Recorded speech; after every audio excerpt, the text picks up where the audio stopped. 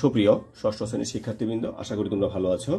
যে যেখান থেকে আজকের এই ভিডিওটি দেখছো সবাইকে স্বাগত জানাচ্ছি আমার শঙ্কর টিউটোরিয়াল পার্কের পক্ষ থেকে। আজকে তোমাদের বইয়ে 11 নং পৃষ্ঠায় যে গসাগু আছে, এই গসাগু নিয়ে আমরা কথা বলবো। গসাগু মূলত জিনিসটা কি? তো গসাগু বের করতে হলে আমাদের প্রথমে যেটা জানা দরকার সেটা হচ্ছে গুণিতকটা কি এবং গুণনীয়কটা কি, এবং এই গুণনীয়কের মধ্যে সাধারণ জিনিসটা কি, তারপর গরিষ্ঠ কি। তো চলো সেটা দেখার আগে আমরা এখানে একটু কথা বলি। আমি মনে করি এখানে লিখলাম 12, এখানে লিখলাম 12, আর এখানে লিখলাম 36, আর আরেকটা কি লিখতে পারি, আরেকটা লিখলাম এখানে 14। তো এখন এই 36 এর গুণনীয়ক, আমরা যদি গুণনীয়কগুলো একটু লিখি, 36 এর গুণনীয়ক, তাহলে 36 এর গুণনীয়ক কত? 1, 2, তারপর 3, 4, 6, তারপর 7, 8 হবে না, 9, 10 হবে না, 11 হবে না, 12 হবে, 13 হবে না, 14 হবে না, 15 হবে না, 16 হবে না, 17 হবে না, 18 হবে, তারপরে একেবারে 36। এগুলা কি? গুণনীয়ক। আবার 14 এর গুণনীয়ক যদি আমি বের করি, 14 এর গুণনীয়ক হচ্ছে 1, 2, 7 এবং 14। 12 এর গুণনীয়ক সেটা যদি আমরা বের করতে চাই, 1, 2, 3, 4, 6 এবং 12। তো বিষয়টা একটু খেয়াল করো, আমরা কি বের করলাম? এটা গুণনীয়ক বের করলাম। তো এই গুণনীয়কের মধ্যে, গুণনীয়ক সম্পর্কে কিন্তু আমরা আগে কথা বলেছি, অনেক কথা বলেছি প্রায়। যদি সেই ভিডিওগুলো মিস করে থাকো অবশ্যই দেখবা। তো এখন দেখো, এই গুণনীয়ক আমরা বের করলাম।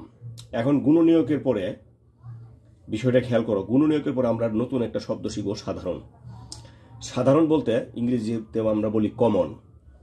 তো সাধারণ বলতে কোনগুলা মিলে, এই তিনটার মধ্যেই কোনটা মিলে, যেমন 1, 1, 1, এগুলা হচ্ছে সাধারণ। তারপর 2, 2, 2, 2 হচ্ছে সাধারণ। 3 এখানে নাই, তার মানে 3 সাধারণ না, এখানে 3 হচ্ছে এখানে অসাধারণ। ঠিক আছে, 3টা কি এখানে? 3টা হচ্ছে এখানে অসাধারণ আমি বলবো। তো এই 3 মিলে নাই, 4 মিলে নাই, 6 মিলে নাই, 9 মিলে নাই, 12 2 জায়গায় মিলছে কিন্তু 3 জায়গায় মিলে নাই, 18 মিলে নাই কোথাও, 36 আর কোথাও মিলে নাই। তাহলে এই তিনটার মধ্যে যেগুলো মিলেছে, তাহলে এগুলারে বলবো আমরা সাধারণ। এখন সাধারণ কি? এটা মানুষ না অন্য কিছু? সাধারণ এটা হচ্ছে গুণনীয়ক। গুণনীয়ক বিষয়টা একটু বোঝার চেষ্টা করো। সাধারণ গুণনীয়ক কত কত আছে? 1 আর হচ্ছে 2। এর বাইরে কিন্তু আর কিছু মিলে নাই। মিলছে? এর বাইরে আর কিছু মিলে নাই। তাহলে নতুন একটি যে শব্দ আমরা শিখেছি,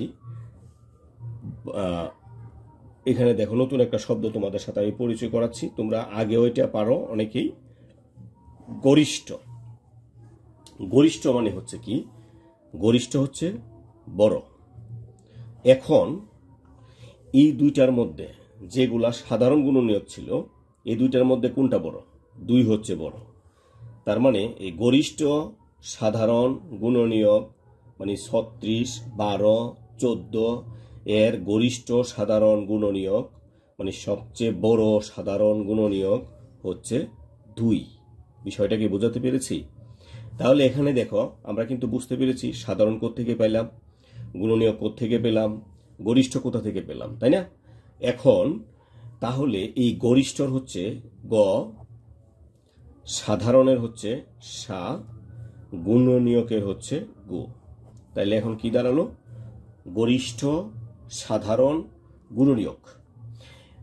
এখন বিষয়টা যদি আমরা আরো স্পষ্ট করে বলতে চাই, একটু ব্যাখ্যা আকারে বলতে চাই, সেটা হচ্ছে গুণনীয়ক কি? যা দ্বারা ওই সংখ্যাকে ভাগ যাবে, এই সংখ্যাগুলো হচ্ছে মানে পূর্বের সংখ্যার গুণনীয়ক। তাহলে এই যে এখানে যতগুলো লিখলাম 36 এর গুণনীয়ক, এই সবগুলো দ্বারা কিন্তু 36কে ভাগ যাবে। আবার এই যে এখানে 14 এর গুণনীয়ক যতগুলো লিখলাম সবগুলো দ্বারা কিন্তু 14 কে ভাগ করা যাবে। এখানে যতগুলো লিখলাম সবগুলো দ্বারা 12 কে ভাগ করা যাবে। তাহলে এখন আমাদের এই কাজটা কি? এই কাজটুকু হচ্ছে এই 36, 14, 12 এর মধ্যে সর্বোচ্চ কোন গুণনীয়ক দ্বারা ভাগ যাবে? সর্বোচ্চ মানে সবচেয়ে বড়, সবচেয়ে বৃহৎ এইরকম কোনটা দ্বারা ভাগ যাবে? এই 2 দ্বারা এই 3টাকেই ভাগ করা যাবে, এছাড়া আর কোনো সংখ্যা নাই। তাহলে আমরা এই গরিষ্ঠ সাধারণ গুণনীয়কটাকে কি বুঝলাম? যে গুণনীয়ক দ্বারা এই প্রদত্ত সংখ্যাগুলোর মধ্যে ভাগ করা যাবে, এটাই হচ্ছে মানে সর্বোচ্চ সংখ্যাটা নিয়ে, এটাই হচ্ছে গরিষ্ঠ সাধারণ গুণনীয়ক বা গসাগু। তো আমি এখানে আর একটা বিষয় দেখাই, সেটা হচ্ছে তোমাদের বইয়ে এটা দেওয়া আছে যে 12 আর হচ্ছে 30। তো এটা আমরা দুইভাবে আমি দেখাবো। এটা আমরা লিখি 12 এর গুণনীয়ক। 12 এর গুণনীয়ক কত কত? 1 দ্বারা ভাগ যাবে। গুণনীয়ক কিন্তু আমরা আগে বের করা শিখেছি, তাই না? তারপরে আমি অন্যভাবে বের করব। তো এখানে দেখি আমরা 12 2 দ্বারা ভাগ যাবে, 3 দ্বারা ভাগ যাবে, 4 দ্বারা ভাগ যাবে, 5 দ্বারা যাবে না, 6 দ্বারা যাবে, আর হচ্ছে 12 দ্বারা যাবে। এখন 30 এর গুণনীয়ক 1 দ্বারা ভাগ করা যাবে, 2 দ্বারা যাবে, 3 দ্বারা যাবে, 4 দ্বারা যাবে না, 5 দ্বারা যাবে, 5 6 30, 6 দ্বারা যাবে, 5 6 30, তারপর 7 দ্বারা যাবে না, 8 দ্বারা যাবে না, 9 দ্বারা যাবে না, 10 দ্বারা যাবে, 3 10 30, তারপর 15 দ্বারা যাবে, 15 দুগুণে 30, তারপর একবারে শেষ 30 দ্বারা যাবে। তো এখানে যদি আমরা লিখি নির্ণেয় গসাগু, মানে গরিষ্ঠ সাধারণ গুণনীয়ক। এই যে গুণনীয়কগুলো এর মধ্যে সাধারণ কোনটা হবে? সবচেয়ে বড় কোনটা হবে? সাধারণ হবে কোনটা?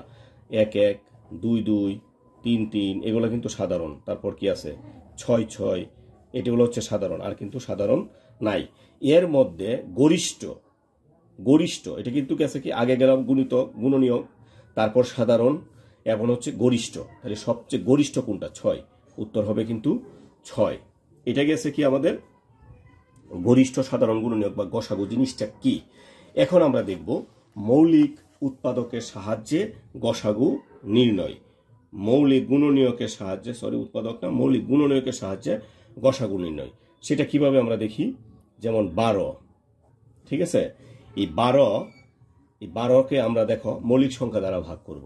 মৌলিক সংখ্যা সর্বনিম্ন কত? 2 দ্বারা ভাগ করলে 6, আবার 2 দ্বারা ভাগ করলে কত হবে? 3। তাহলে আমরা এখানে লিখব 12 এর মৌলিক গুণনীয়ক।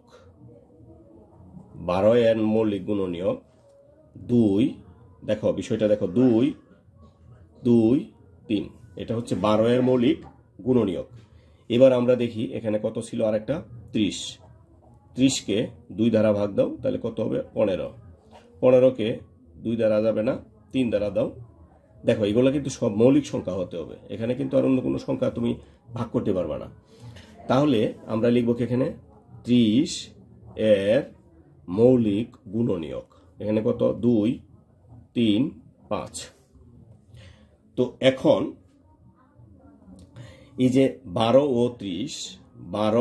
ও 30 এর সাধারণ, এই যে সাধারণ কথাটা আসছে আবার, সাধারণ মৌলিক গুণনীয়ক। তো সাধারণ মৌলিক গুণনীয়ক কত কত আছে? 2, তারপর কত আছে? 3। এখন লিখবা সুতরাং 12 ও, আমি একটু উপরে নিচ্ছি, 12 ও 30 এর গসাগু মানে গরিষ্ঠ সাধারণ গুণনীয়ক, এগুলা গুণ করে ফেলবা। 2 গুণ 3, তাহলে কত হলো? 6। আমরা কিন্তু মৌলিক গুণনীয়কের সাহায্যে 6 পেলাম। আমরা এর আগে যেটা নির্ণয় করেছিলাম যে নির্ণেয় গসাগু 6, তার মানে আমরা বুঝতে পারলাম যে আমরা সাধারণভাবে যদি বের করি তাও আমরা গুণনীয়ক বের করতে পারবো, আর মৌলিক গুণনীয়কের মাধ্যমেও আমরা সাধারণ মানে গসাগুটা বের করতে পারবো। তো প্রিয় শিক্ষার্থী, তাহলে আজকে এই পর্যন্ত, আগামী পর্বে হবে লসাগু নিয়ে। তো সেটা দেখার আমন্ত্রণ জানিয়ে এখানে বিদায় নিচ্ছি। ভালো থাকবো সবাই, ধন্যবাদ সবাইকে।